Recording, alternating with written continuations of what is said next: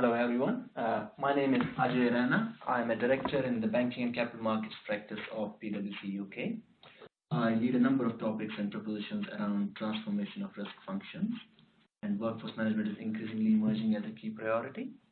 I look forward to sharing our thoughts with you as part of this session and hope we have an interesting discussion. I'll pass on to my colleagues for the introductions and then we'll get started. Hi, my name is Alastair Moull and I lead the Financial Services Artificial Intelligence practice here at PwC in the UK. And I work with our clients to both deliver AI and advanced data analytics programs at scale, as well as focusing on more strategic, specific targeted programs. And last but not least, my name is Johannes Goldner. I work in our risk consulting practice, and over the last 2-3 odd years, quite a lot with Ajay and Alastair. That has mainly been working with risk functions, defining on where they are headed both in the medium and the longer term. Before we get started, just a quick point of order. If you would like to ask any questions, the format here is essentially there's a Q&A tab, and please type the questions in. We have calibrated our webcast for 45 minutes, and at the end we've got 15 minutes to answer any questions that might come up, so please feel free to ask. Thank you.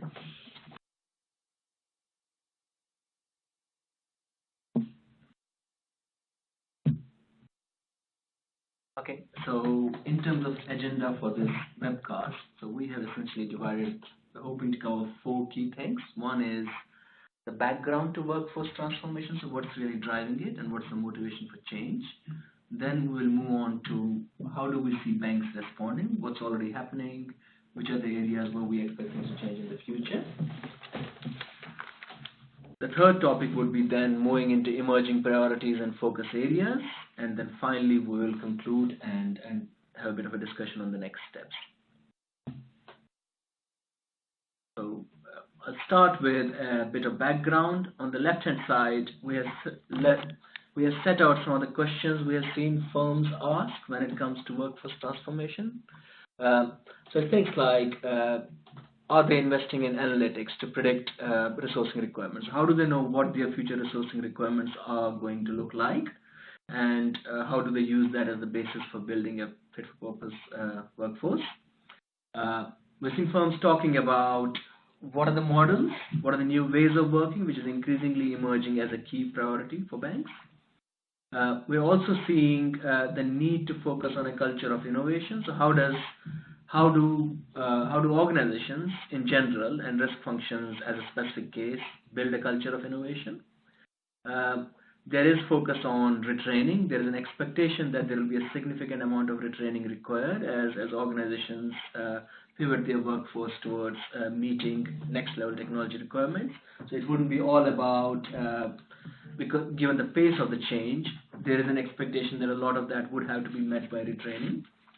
And then finally was the recruitment strategy that would allow them to compete with big tech or fintech players, because there's a lot of talent which is highly contested in the market, and big tech and fintech are competing with banks for the same talent. So what do banks do to kind of get the right talent in? On the right hand side, we have put in some of the metrics which kind of reinforce the fact that this is on the back of a CEO survey which PwC does every year. And as you can see, there is a significant focus when it comes to CEOs on skills, on how they expect technology to evolve.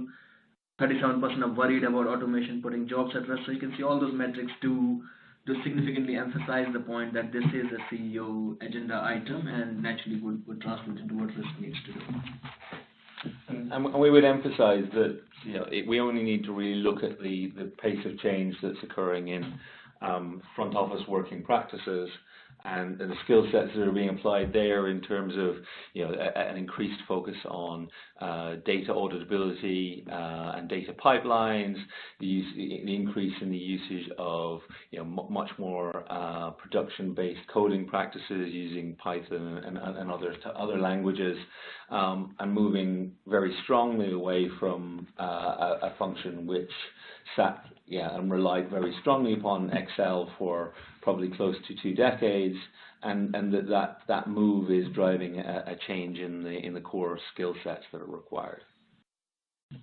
Okay.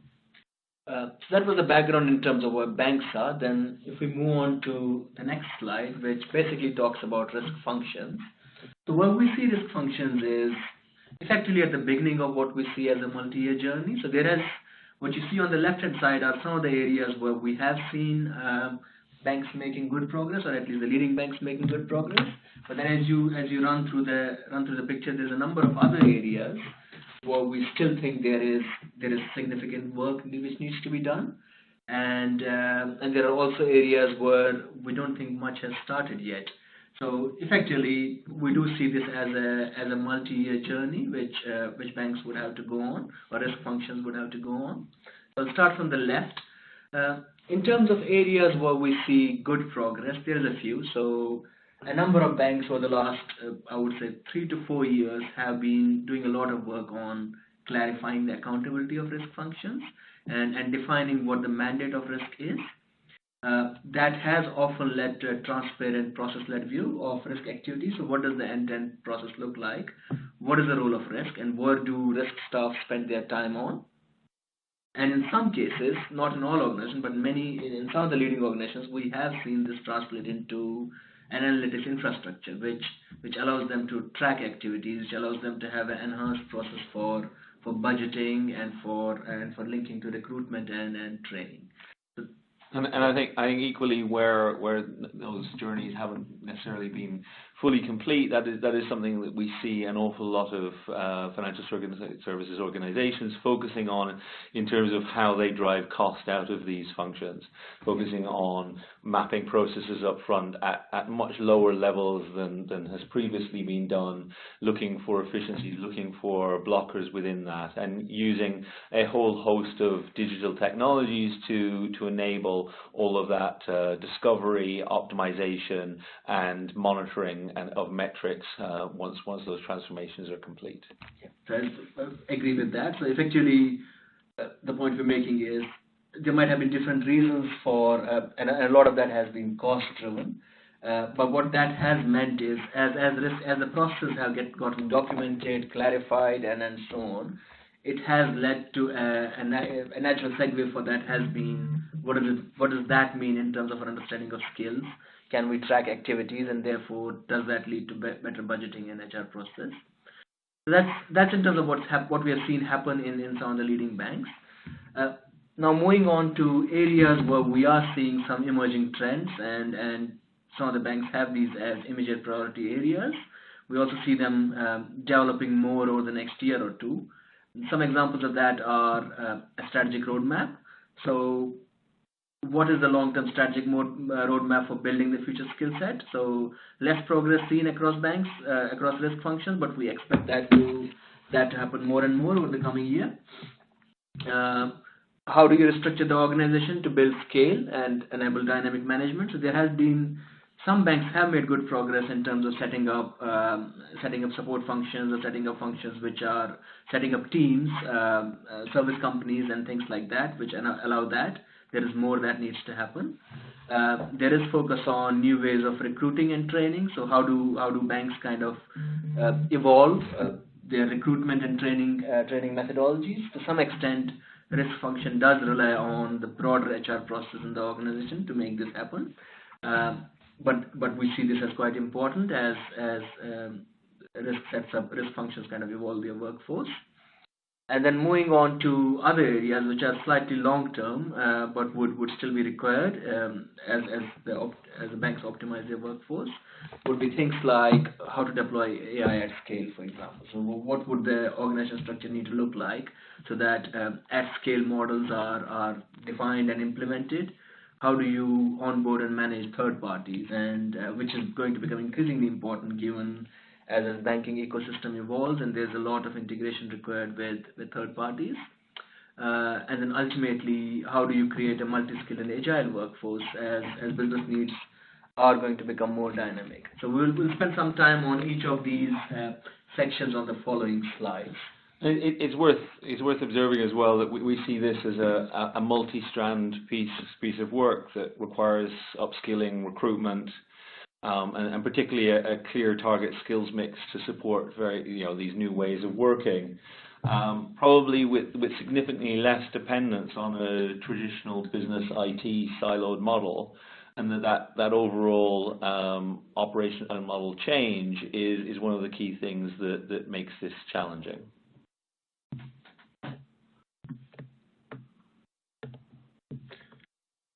So over the next couple of slides, what we will essentially pick up is the experience that we have had working with a number of institutions across industry over the past 2 odd years. And overall, we have observed that the way in which risk functions are managed nowadays, there is quite a disparity in the sophistication, and even some of the banks where we have seen better practices in risk functions overall, that becomes quite evident.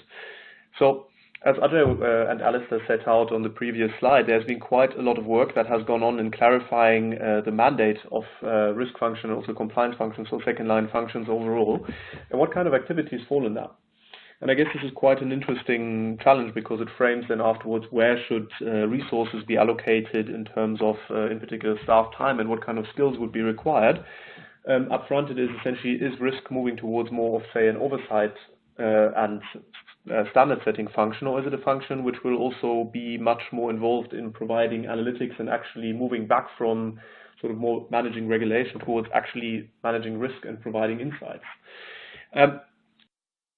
A very interesting topic that we have seen emerge, and this has now been across a number of banks, is moving towards a process-led view of the organization that is to some extent driven by the changing nature of risks, where essentially, in particular on the non-financial risk side, this requires a much better visibility and understanding of the processes and ability to manage and influence what happens at these levels. And I guess there have been different ways in which banks have gone about this. Some banks have done it essentially more within a certain function or remaining within a silo thinking, which has led to somewhat, let's say, suboptimal results. Other banks are looking at that as essentially having, for the major process blocks, end-to-end views, and that has achieved better results. I guess, why is this important?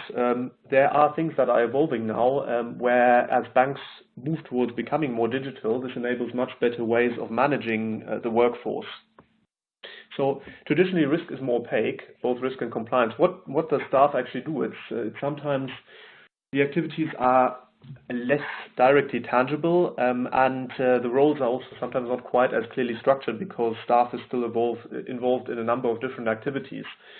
So what we have seen some banks do is looking at upgrading the data which is available to manage their staff, and that includes one on the side of understanding where time is being spent, similar to, I guess, working in a consulting firm. We have quite a good view of where our staff book their time. Now, some banks have also started doing that and essentially anchoring activity tracking systems into processes that are carried out by, or that to which risk and compliance participate, to get a much better understanding of where does staff spend their time and why do certain activities cost so much. Also, where should then transformation activities be focused on. The second bit that we have seen is essentially looking at much better ways of managing skills. So while some banks, or most institutions, have traditionally operated some form of a database or some form of a framework of managing skills, these have now been upgraded. We'll talk about that a bit more in a second, by adding additional components. But then another thing that is also quite important in this is that this enables much better capabilities of then managing both budget allocation as well as HR processes around talent development and recruitment. For example, what we have worked on with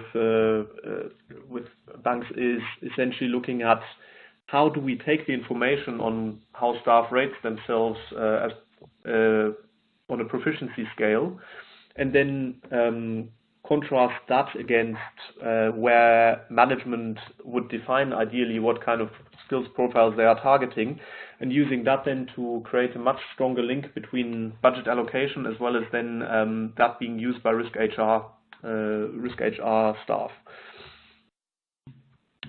So I think these kind of metric-based platforms and obviously target skills databases are things which we see an awful lot of the emerging technology focusing on, whether it be from skills identification or resource allocation within those, or matching of those skills to the work that needs to be done, as well as into potentially into the performance management and recruitment life cycles when done with the appropriate levels of care. But certainly by taking any level of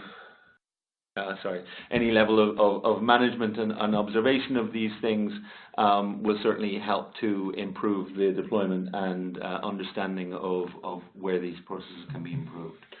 And maybe one final thing to add, one of the things that we have been working on with a number of institutions now is the deployment of a concept which had traditionally been seen in industry to now more a process view, and that is a digital twin. And essentially, while quite often this has more had an efficiency-focused lens so far, what we have now seen is, and what we're working on deploying, is that this can provide a much better tool to actually almost kind of within the set managerial review cycles, manage different dimensions, including teams or processes or whatever ecosystem we're looking at. And if anybody has any interest in that, please feel free to reach out outside of this webcast. We'd be very happy to have that discussion. It's probably also worth highlighting that while all of this move to a much more process view has certainly been an improvement over the existing lack of view of those things, it is important to recognise that the mandate that's coming from other areas, and certainly the customer-facing areas of banks, is that journey doesn't stop at the process view and needs to move through into understanding the customer journey. And from our work around AI at scale, it's also worth noting that there's really a third dimension there, which is the data journey, and thinking about how these three things come together as you're designing your workforce of the future is something that is quite challenging and needs to be considered as part of that roadmap. So turning towards one of the elements I briefly mentioned before, I guess what we are seeing is the way that skills frameworks are structured within the risk function are now starting to evolve away from sort of some of the traditional elements that you would have found in there, say a business understanding, a certain understanding of taxonomies or risk types or professional attributes, and being pivoted towards the things which are seen as important in a much more digital bank, including, say, ways of working, cross-divisional skills which are required in a much more dynamic environment, and then also of particular importance to something that Alastair will talk about afterwards, which is around data and analytics. So we think that in particular at the lower end, sort of the future skills, I've provided a couple of analytics at the bottom right, which I have anonymized off the back of some work we did with a large international bank 2 years ago. There is essentially within the ways of working, sort of around digital affinity and the ability to work in remote teams, banks broadly feel at ease with that, where they have got a significant number of staff that qualify themselves as proficient or being experts. Now, if we then move into things which are more, say, around an agile environment or where the boundaries with tech companies are starting to blur, then it already becomes a different story, because a lot of, so essentially if you look at the staff, less than 20%, so less than 1 in 5, essentially declared that they felt proficient or above in aspects such as process reengineering or IT development, which I guess in that context was also, say, a more agile way of working. And then if we look at data and analytics, there was less than 3% on average, which expressed that they were proficient or above with advanced analytics and coding.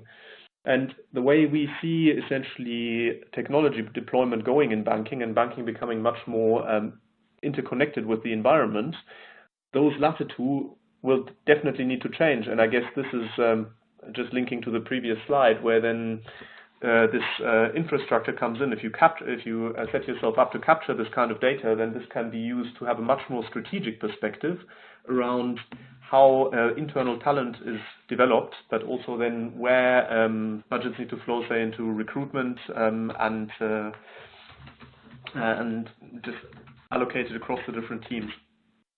And we think as well, this feeds strongly into the reskilling and upskilling agenda, because it's actually more of the cross skills type of employee that is going to be in need. You can't take an IT professional and suddenly deploy them into a risk function. It's far more valuable if you already have an experienced risk professional who's interested and willing to take on these extra skills and help transform your business. It should also be clear from the breadth of skills demonstrated here that this has to be a team-based approach with clearly defined target skills mixes, because candidates that span this entire landscape are exceedingly rare, and you do not want to be dependent upon that, and equally very, very expensive.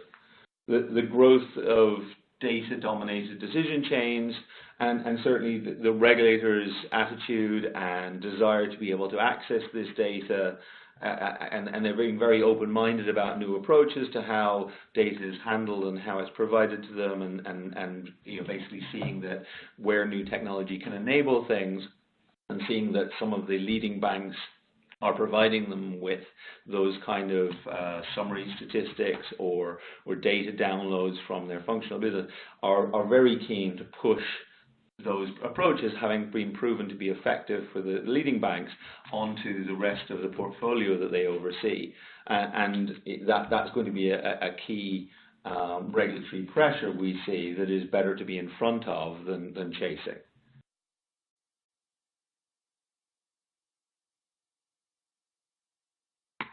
Another interesting trend that we have observed now, and this has been in particular, at least on the left side, something that we have seen in the UK, driven by the ring fencing requirements, has been looking at more dynamic ways of organizationally allocating staff.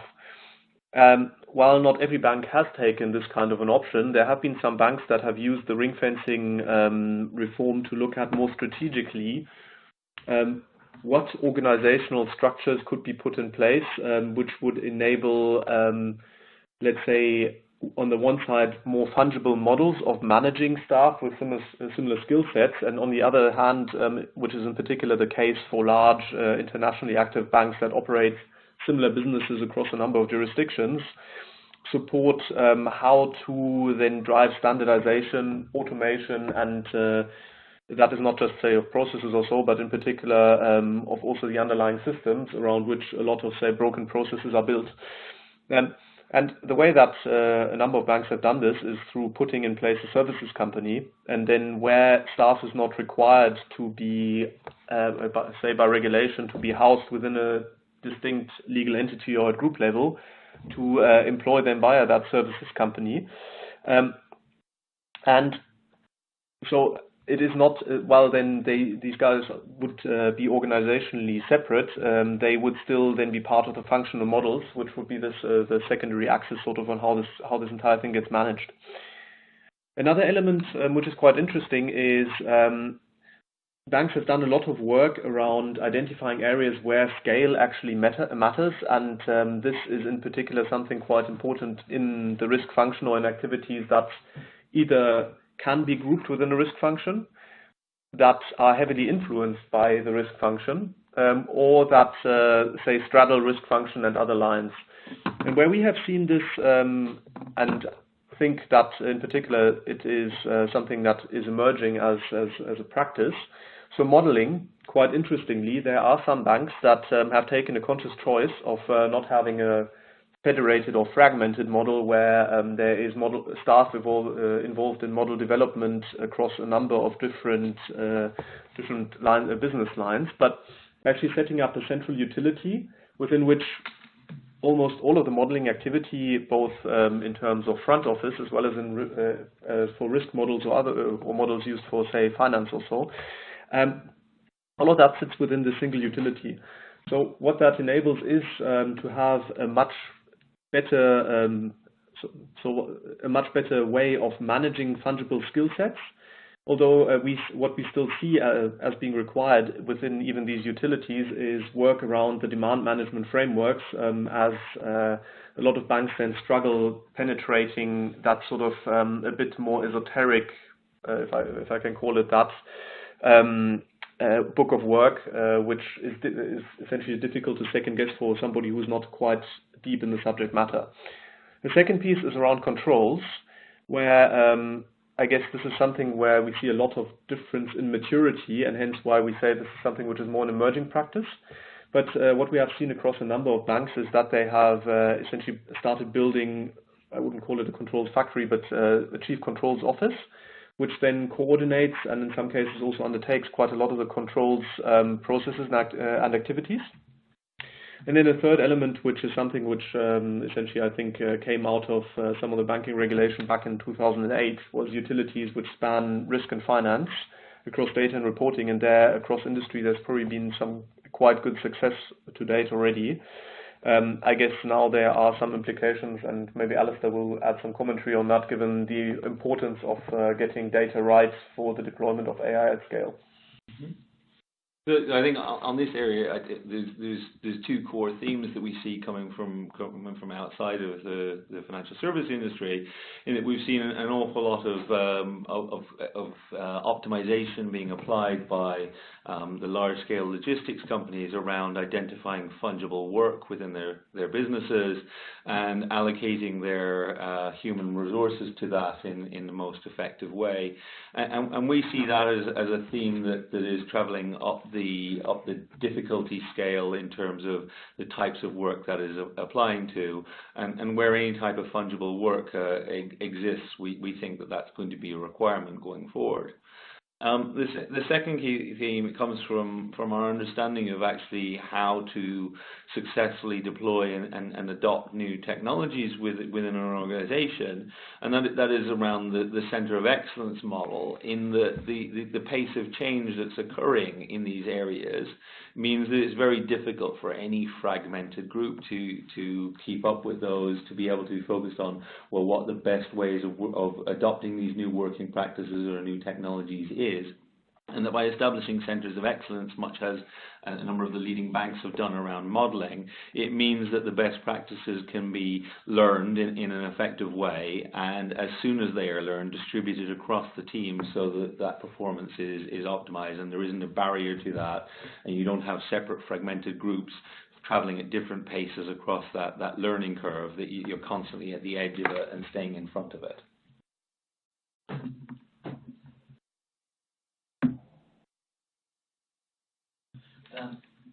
Then moving a bit towards areas which are where we see the need to focus further in the coming years, coming year or two. This slide focuses a bit more on the workforce management framework rather than the tools for actually getting the workforce in. So around things like recruitment, so we do see a need for further enhancements to some of the tools which banks are using for recruitment, and as it evolves across the organization, we do see benefits for risk as well as part of this process. So some examples of areas we have heard banks speak about are aligning the technology and people strategy. So there is room for further improvement on the level to which the technology roadmap does align with the people roadmap. So effectively understanding how we're going to evolve our technology and what does it really mean for example, the number of manual tasks, and how should we therefore think about the shape and size of a future workforce. There is a need to focus on branding and marketing as organizations go after employees who have got different values, who have got different expectations from organizations, and again, as organizations think about it from a holistic HR perspective, it has implications for risk, and risk needs to think about how would they attract the best talent which is needed for risk, and that might be significantly different from how they have gone after staff historically. We see some examples of emerging technologies for automated candidate sourcing. So this is an area where it is still in its infancy, but we do expect this to kind of to go further. And then finally, focus on transferable skills. So there is an increasing focus on how to go outside the FS industry, and there are skills which are more and more relevant. Technology is a good example, but there are other areas as well where skills from outside FS could become quite relevant for risk functions, and what's the best way of attracting such talent. Then moving from recruitment towards flexible workforce, this is increasingly an area where we see banks relying on a more flexible workforce, and it's only going to it seems to be a trend which is not going to stop. So freelancers, contractors, remote workers. So how do organizations work with or create the right management capacity, create the right structures to manage a flexible workforce? We have seen some focus on innovation hubs, offshoring, and so on around the topic. Training is obviously quite an important area. Is also an area which is getting quite disrupted by technology. So we expect there to be a need for there's a significant optimization opportunity around how training gets delivered and how does it get personalized for individuals, and given the specialist nature of risk teams, we see this as quite an important area. So some examples we have listed there under training are, well, how do organizations go about forecasting future skill gaps? So how do you know across which years, where do you expect to see that change, and how do you train your staff accordingly? There are advances in technology like gamification, chatbots, which can be used to engage learners much better. So we expect to see more of that. There is focus on micro learning. So how do you generate short informal content rather than quite structured training courses, which have been the norm in the past? And developing learner-centric learning. That's another area where we see training kind of evolving. And finally, moving on to performance management, which again, similar to the rest of the organization, how HR processes are evolving, there's a need to understand how risk can incentivize the staff who are in high demand. How do you focus on whole employee, physical, emotional, and mental well-being? And the last point is also quite important, is avoiding blind spots as risk moves into topics which have not been traditional areas risk teams have been drawn from, technology being a good example. Then how does risk leadership ensure that they have the right mechanisms to identify talent, to maintain it, to retain it, and to incentivize it?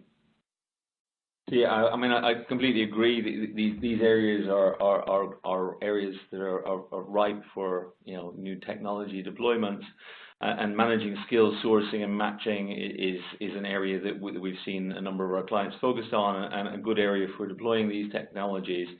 But it's very important to note that extreme care must be taken, that the tools that are used in this space are robust and fit for purpose, given the risks that are inherently there of outsourcing too much of that work to an algorithm, and the media's focus on those pieces.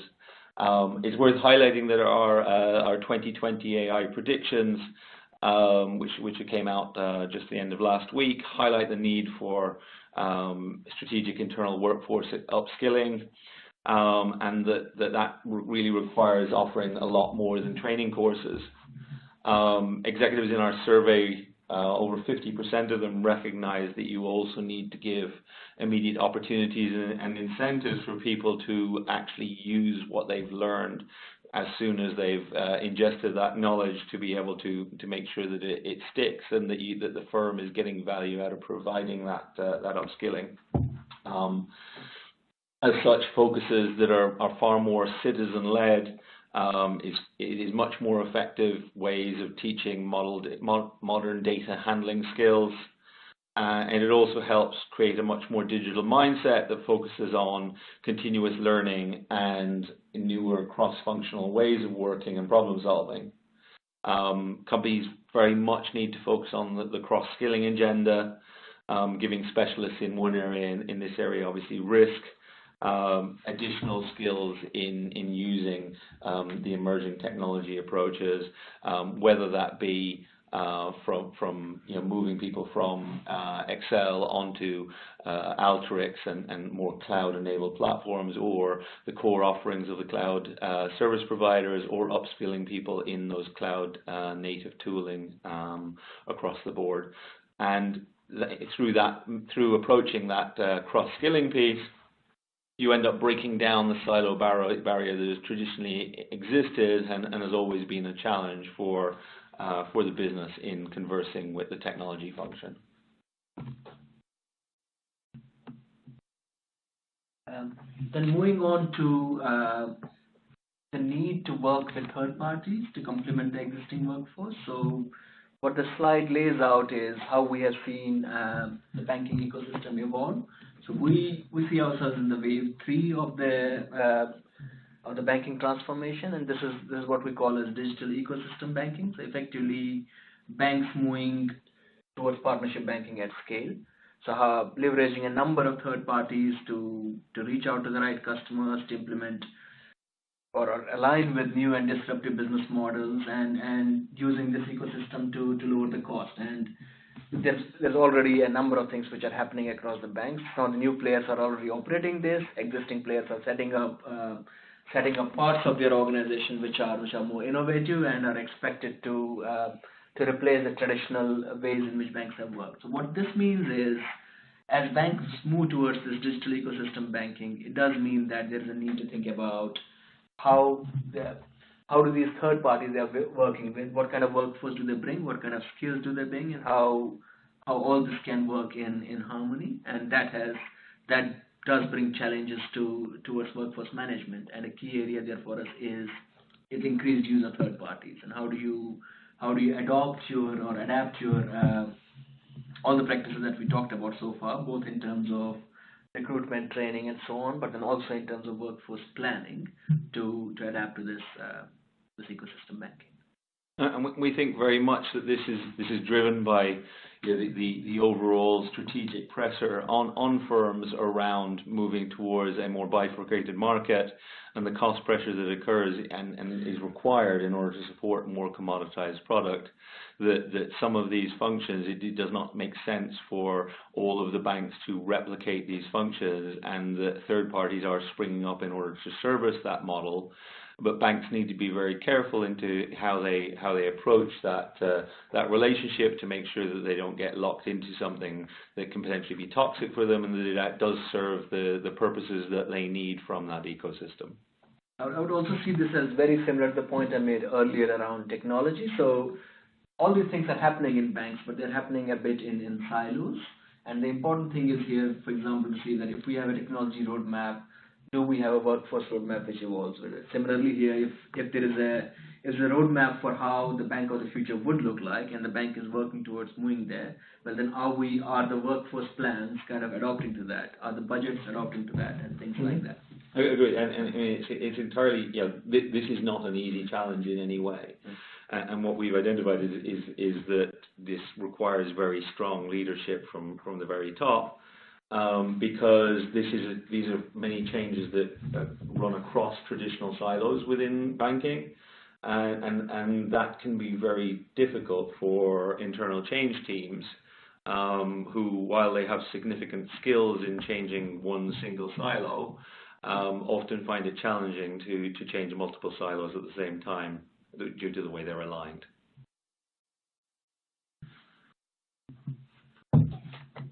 So moving on to the next slide, we just want to focus a little piece on some of our observations around the changes in ways of working, and this draws upon some of our work around delivering artificial intelligence at scale in the banking organization. And what this presents here is a very agile model of delivering these types of skills in a way that retains the business conversation, the necessary interfaces with the internal silos such as IT and technology, while delivering that business value. And we see the agile model as a very strong way of deploying this, in that the core skill sets that you're looking to draw on here are very familiar, very comfortable in those ways of working. They don't like to have the risks that are inherent in the traditional waterfall model. And basically, at the top and bottom of this structure on the left, you can see that it sits upon the core of technology provisioning. That you have potentially a more generalized data engineer function that spans the very low-level tasks of accessing the data and can have different reporting lines and ensures adherence with policy, etc. And then you effectively have multidisciplinary teams delivering on each strategic project across that, with business leaders and the likes of a Scrum Master maintaining the project management goals, the interfaces with a traditional BA type role, the involvement of the business product owner into those pieces, and the managerial and governance oversight that these types of programs require. Now, compared to a traditional waterfall-based delivery model, this requires quite a lot of change, but we see it as being a way to accelerate the delivery, being able to ensure that you're running a portfolio of change projects all at the same time, which, while maintaining the necessary transfer of learning as those things going on, and recognizing that just because these projects don't succeed, that there are things of value that can be taken from them and can inform the other parts of the portfolio. And we've been working with a number of banks to deploy these types of strategies, and this has been developed and shown a wide range of success with them in how they actually recognize and accelerate. In that, so the very initial projects here can run for 18 months from beginning to end, but the learning that occurs during that first cycle means that further cycles and deployments are far more accelerated, running in the 3 to 6 month program, because they sit up on the foundations that have been learned by these types of deployments.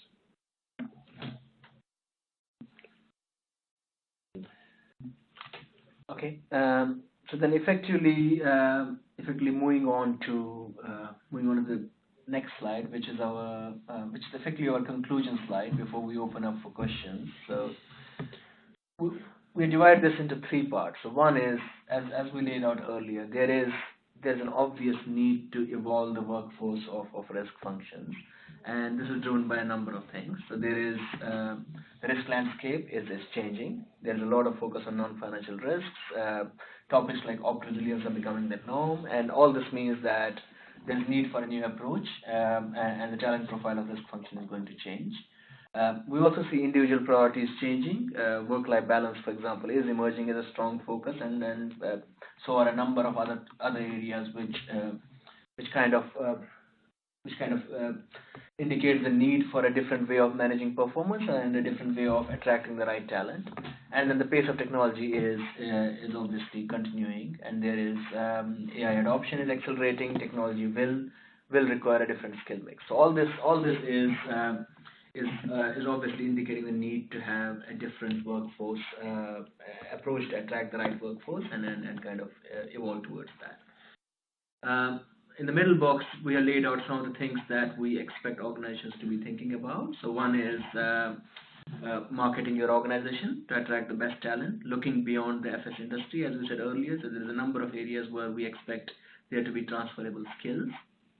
Use of advanced workforce management capabilities. So how do you kind of predict the right workforce requirements, and how do you anticipate future needs is obviously an area where we expect advanced analytics to play a role. Need to review the organization structure. So there's clearly, as you go through this process, there are efficiency opportunities which can be taken up. We expect third parties, as we laid out a few slides back, to play an important role in the future ecosystem. So how do organizations work with them? And then obviously developing your existing people. So a lot of this has to be through retraining existing staff rather than fundamentally having a completely new workforce. So everything from recruitment to everything from training and upskilling, that's quite important. And then the third bucket is, well, how do you successfully manage the transformation? So Some of these things are already happening. Some we expect to evolve in the future. So some of the examples are clear vision and mandate for the risk function, developing the right infrastructure to manage the workforce. So things like skills database, data analytics capabilities, developing and implementing a plan for building the required skill set. So what's your plan? Is there a clear roadmap, which by the way aligned with the tech and other roadmaps in the organization? Identifying opportunities to restructure. So agile ways of working, which Johannes talked about earlier, that's emerging as a key area, at least in some of the topics like modeling. So looking at that. And then finally, how is this whole thing being communicated and what's the communications plan? Anything else, Alastair, Johannes, before we open up for questions? I think that covers the topic from my point of view. We're spot on in terms of time, so I think let's move on to questions. Mm-hmm.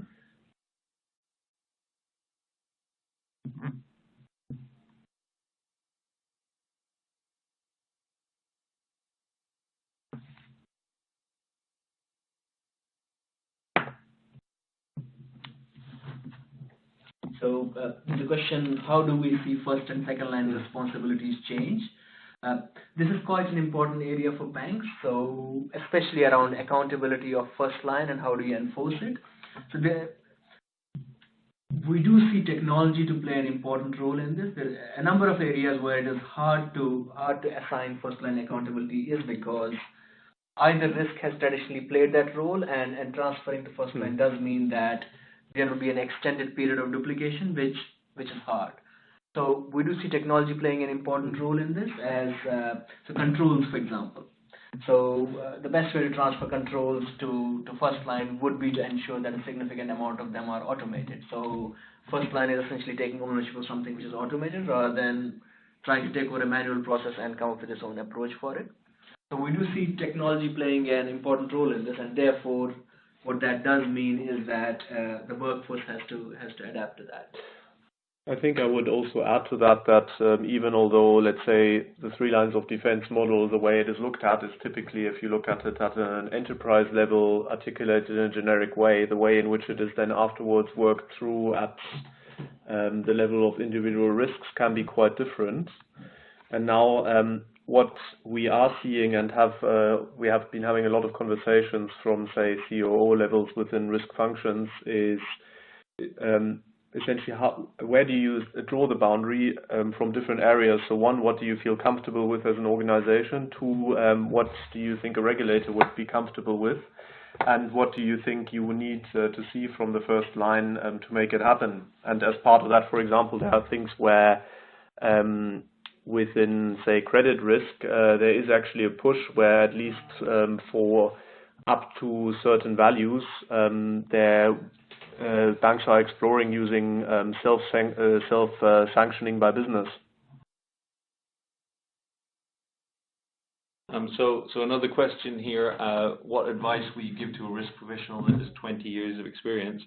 Well, that's one I can answer from personal background, having spent 20 years in front office, and that is that the availability of reskilling in these spaces is a core thing that you can focus on.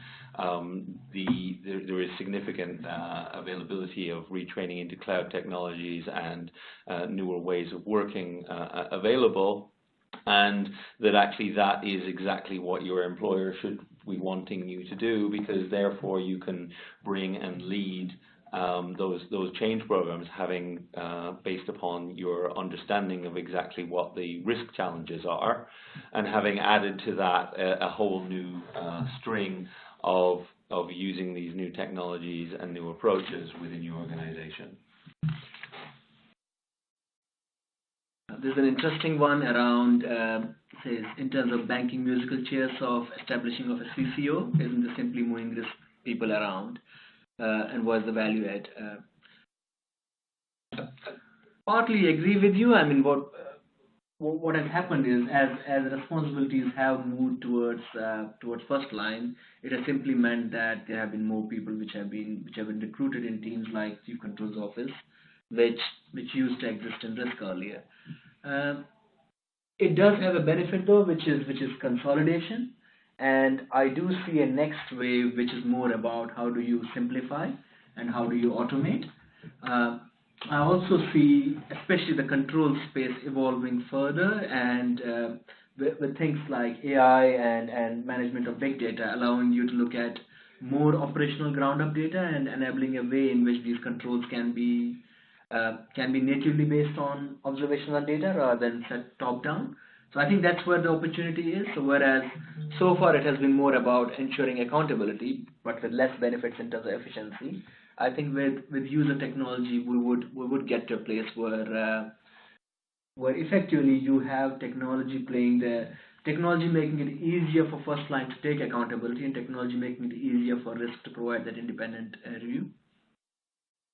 Yeah, I would agree. I mean, the move towards more auditable and provenance-based data pipelines is key in driving the auditability of that entire process going forward.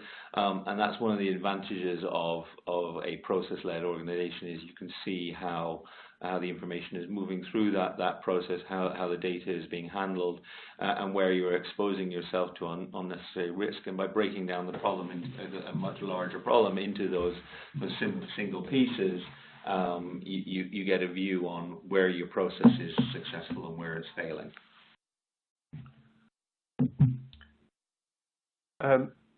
There's a question here about elaborating on the process-led view of the organization and on the interaction and role of regulation-driven and risk-driven aspects of the risk function. So I guess I can answer this also from a practical perspective of having worked with a major bank around this topic, and essentially the program they did around that caused them to gear up this initiative was from one regulatory perspective, in getting in being able to demonstrate as part of efficiency programs how management was comfortable that they had the right headcount and the right skill sets without having the data. That's very hard to do.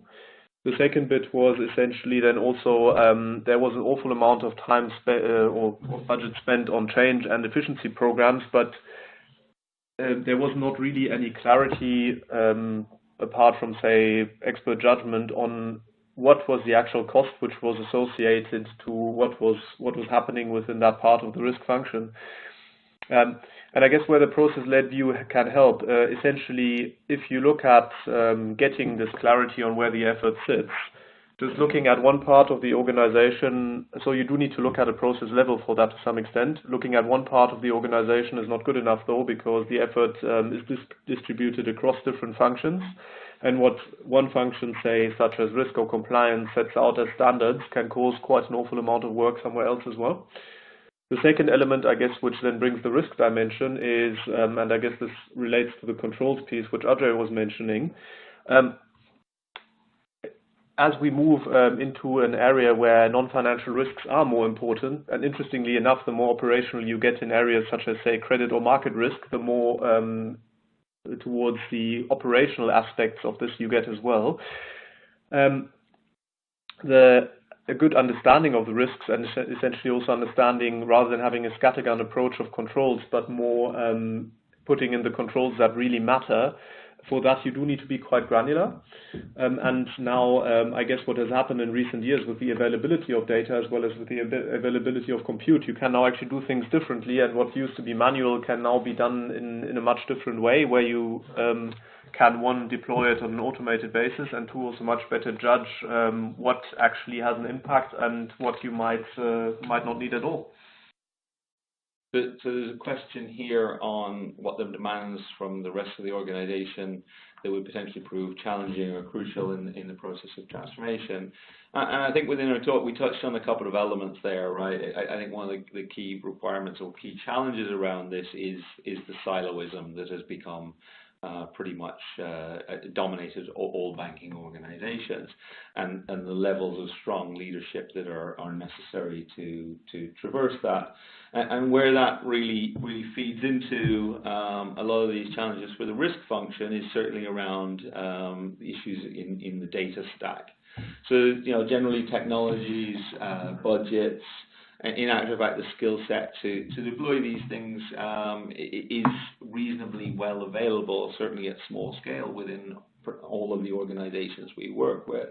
But where the core challenge comes out is that the business has traditionally relied upon the IT function to handle all data. And the business produced it, it gets stored on databases controlled by IT, falls into the IT process and the the data policies, which are not necessarily forward-looking or risk accepting in their way, and this then becomes a dead asset. And in order to really get the most value out of these new ways of working, it is about freeing your data in a secure way, because that data is the lifeblood of these kind of processes. And we experience that where we go in to deliver transformation programs, in that one of the first obstacles we have to overcome is, well, how can we access the data of what you have done in the past in order to identify the process within it?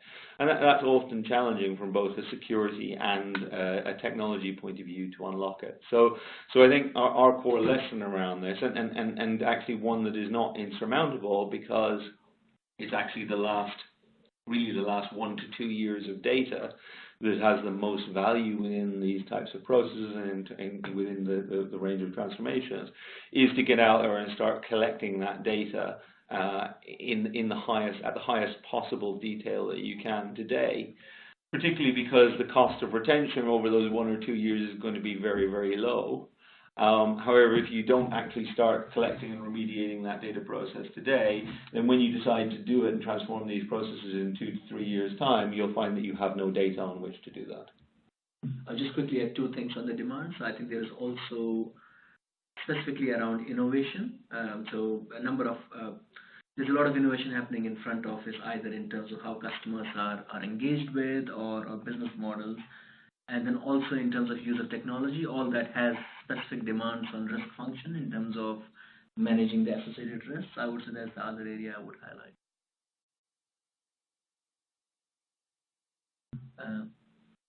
The next question is, can you please elaborate more on consolidation on data and reporting across risk and finance functions? So a fair bit of this we have seen happen already in a number of banks, wherein effectively you've got centralized risk and finance data teams, which the data has been integrated, and there is a service level agreement in place wherein they serve risk, finance, and treasury basically in terms of information. The challenges in this, similar to any activity of this nature, the key challenge is, do they serve all the stakeholders in the right way? Obviously, the most flexible way for a risk function or for a finance function is to own their own data and be able to manage it on their own, right down to the level of granularity they require. But that's not very efficient. So I think the banks have over the years found the right balance, where you have a centralized team kind of providing a majority of the data, and then individual functions owning how they effectively drill down into it.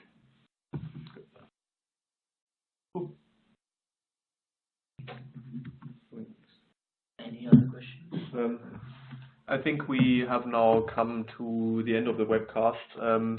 We'd like to thank everybody who has attended today.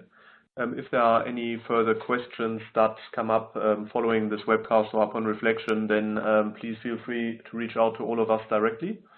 We'd be very happy to pick any additional topics up bilaterally or in whatever format works best.